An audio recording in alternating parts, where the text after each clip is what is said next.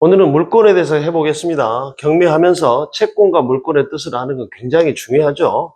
채권이라는 뜻은 서로 계약하면 발생하는 거예요. 그러니까 채권은 갑과 을이 만나서 계약하면 발생하는 일이기 때문에 자유롭게 만들 수 있어요. 개인들이. 쉽게 말하면 어디 놀러 가자, 뭐 술 마시러 가자 이런 것들도 다 계약에 들어가는 거겠죠. 돈 100만 원만 빌려주라 이런 것도 다 계약이지만 그러니까 그건 자유롭게 할 수 있어요. 채권은. 그런데 물권은 그렇게 자유롭게 할 수가 없습니다. 물권의 뜻을 보면 물건을 직접 배타적으로 지배할 수 있는 권리라 그랬어요. 이 배타적이라는 뜻이 어떤 거냐면 타인을 배제하는 성질이라는 거예요.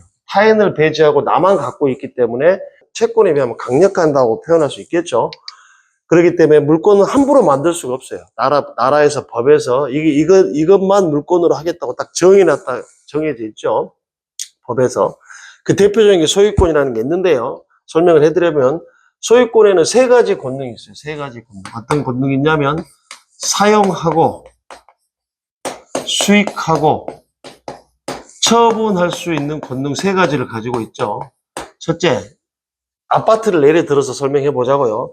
내 아파트니까 내가 마음대로 사용할 수 있죠. 사용한다고 들어가서 내가 사는 걸 말할 것이고요. 수익이라는 것은 내가 남한테 이 아파트를 빌려주는 거죠. 예를 들면 요즘 같은 전세금이라든가 보증금 플러스 월세를 받고 이렇게 빌려주는 걸 말하는 거고요. 처분이라는 것은 내가 돈이 필요할 때 팔아서 돈으로 바꾸는 것을 말하겠죠. 대표적으로 이 세 가지 권능을 가지고 있어. 소유권이라는 것은 사용도 할 수 있고 수익도 할 수 있고 남한테 빌려주는 것, 처분도 할 수 있죠. 그런데 이 소유권이 있고 제한물권이라는 게 있어요. 제한물권이라는 게. 이 제한물권이 어려운 뜻이 아니고요. 이 소유권을 제한한다고 해서 제한물권이라고 알고 계시면 돼요. 그렇죠? 그러면 소유권을 어떻게 제한하냐면 사용수익 권능과 처분 권능을 분리해서 제한을 한다고 해서 제한물권입니다. 그래서 이 제한물권에는 용익물권이라는 게 있고요. 용익물권이라는 게 있고요. 또 하나 처분물권이라는 게 있습니다. 처분물권.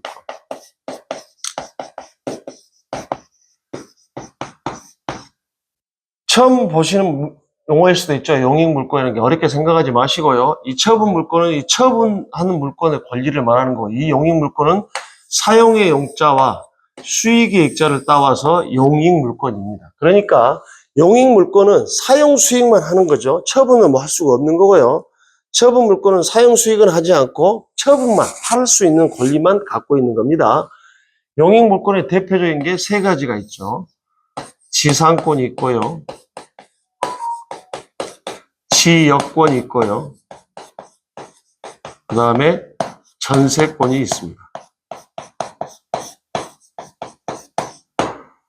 말 그대로 지상권은 내 땅이라면 지상권을 설정할 필요가 없이 내가 그냥 쓰면 되는데 지상권이라는 것은 나무 땅을 빌려 쓰다 보니까 땅 위를 쓰신, 땅 지자죠. 땅 위를 쓸 수 있는 권리를 내가 가지고 오는 거죠.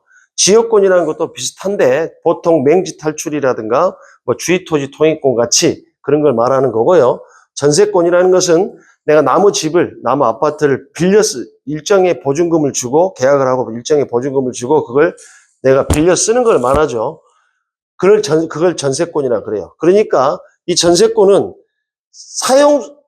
자기가 들어가 살고 있는 동안에는 용익물권의 성격을 띠는 거죠. 그리고 이 세 가지의 공통점이 하나 있는데 이게 뭐냐면 이게 다 등기를 한다는 겁니다. 등기를 한다는 거죠. 그래서 일반적으로 경매하신 분들이 등기되면 물권이다 이런 표현도 쓰는 거예요. 자, 그럼 처분물권에도 세 가지가 있는데 세 가지를 해보면 유치권이라는 게 있고요. 그 다음에 실권이라는 게 있고요. 저당권이라는 이 세 가지가 있습니다.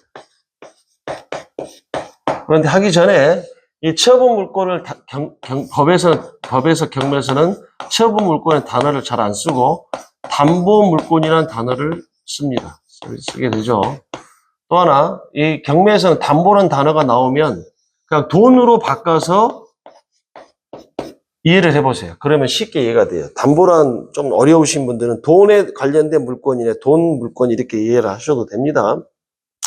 그럼 이 세 가지에 대해서 간략히 설명을 드리면 질권은 부동산에 하는 게 아니고 동산에 하는 것을 질권이라 그러는데 왜 경매에서도 질권에 대해서 간략히라도 알고 계신 게 좋냐면 등기부 등본을 보면 근저당 질권이라는 단어가 나와요. 그렇기 때문에 알고 계셔야 되는데 질권은 부동산에 하는 게 아니고 동산이나 유가증권에 하는 거죠. 이해를 쉽게 해드리기 위해서 예를 하나 보여드려볼게요. 전당포를 한번 생각해 보세요. 전당포. 예를 들어서 제가 어디 여행을 갔어요. 여행을 갔는데 핸드폰이고 지갑이고 다 잃어버렸어요. 그래가지고 돈이 하나도 없는 상태에서 다행히 보니까 반지가 하나 있는 거예요. 그래서 그걸 들고 가서 전당포를 가서 반지를 맡기면서 10만 원만 좀 빌려주세요 하면 전당포 주인이 빌려주겠죠. 그때 돈 10만 원과 계약서 같은 걸 쓰죠. 쉽게 말하면 원금, 이자 언제까지 갚겠다는 걸 하죠. 그래서 쉽게 말씀드리면 1월 1일까지 갖다 주기로 했어요.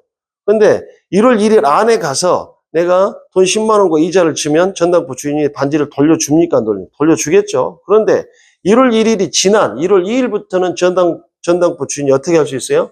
그 담보로 잡았던 반지를 팔 수 있는 거죠. 그러니까 여기서 보세요. 처음에는 담보로 잡았지만 처분 팔아버려요. 그러니까 경매에서는 같다고 보는 거예요. 또 저당권은 대표적인 예가 뭐가 있냐면 은행을 떠올려 보세요. 은행을 떠올리시면 됩니다.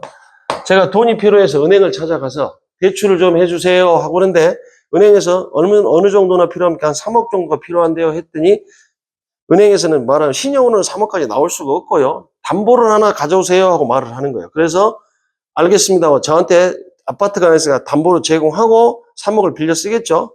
그러면 3억을 빌려서 원금과 이자를 잘 갚고 있다 그러면 이걸 팔 일이 없겠죠. 은행에서는 어차피 이자를 받는 게 수입이니까. 근데 이 빌려간 사람이 어느 순간부터 원금과 이자를 안 갚기 시작해요. 그래서 3개월, 6개월이 넘어서면 뭐래요? 경매를 쳐버리죠. 팔아버리죠. 그래서 여기도 처음엔 어떻게 해서 은행이 담보로 갖고 있다가 나중에 팔아버리네요. 그래서 처분물권과 담보물권을 같다고 이야기하는 겁니다. 그러면 유치권은 또 어떻게 돼요? 유치권. 대표적인 게 공사비죠. 또 예를 들어서 공사업자가 원룸을 하나 지어줬다 하자고요. 그런데 원룸을 지어줬는데 주인이 돈을 주면 그냥 원룸을 넘겨주면 되는데 돈을 안 주는 거예요. 일부를 안 주기 시작해죠. 그러면 어떻게 합니까? 공사업자가 그걸 유치한다고 하죠. 가지고 있죠. 뭐 안 주고 담보로 잡고 있는 거죠. 그랬다가 주인이 돈을 주면 돌려주거나 아니면 안 주면 경매를 쳐버리잖아요. 돈을 받기 위해서. 여기서 똑같죠. 여기서도. 담보로 갖고 있다가 팔아버리죠. 그래서 처분물권과 담보물권을 같이 보는 겁니다. 또 하나 용어가 나오는데 유치권은 뭐라고 부르냐면 법정담보물권이라고 불러요. 법정담보물권.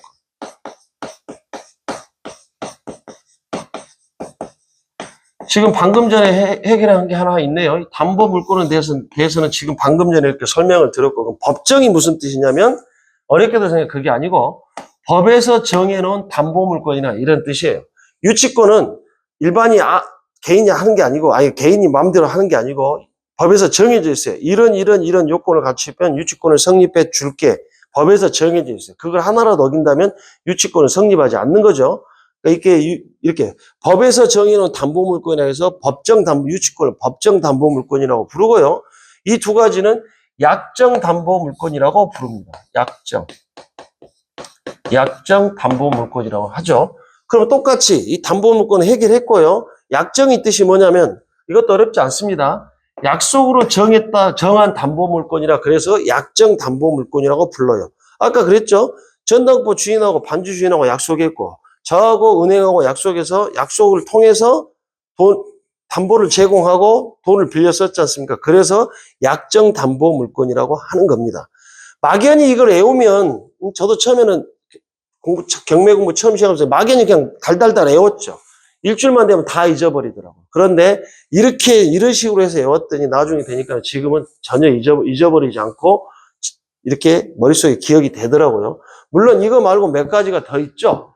근데 예를 들면은 뭐 분묘기지권이나 법정지상권 이런 게 있는데 그건 놔두고 이거라도 경매하신 분들 기본적으로 알고 이해하고 계셔야 경매하는데 많은 도움과 경매를 할 때 이해도가 높아질 거라고 생각합니다.